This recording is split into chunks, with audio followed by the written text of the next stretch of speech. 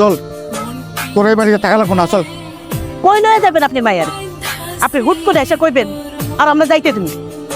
তাহলে কি এখন এই বাড়িতে রয়েছে কি আমার মাইয়ারা বাইরে ভালো পাবো? সংসার করতে গেলে একটু সহ্য করুন লাগে। আর বানাইছেন তো কামচোর মাইয়াটারে। আপনার এই কামচোর মাইয়ারে কি আমরা মাথায় দিলে নাচম?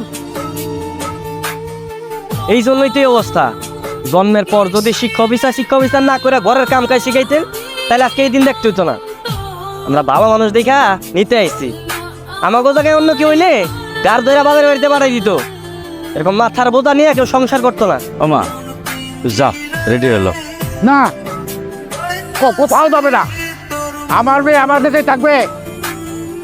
ও পড়াশোনা পারুক আর না পারুক, কোনো কাজ করুক আর না করুক, ও পাগল হলো আমার মেয়ে, প্রতিবন্ধী হলো আমার মেয়ে। আমার মেয়ে আমার কাছে থাকবে।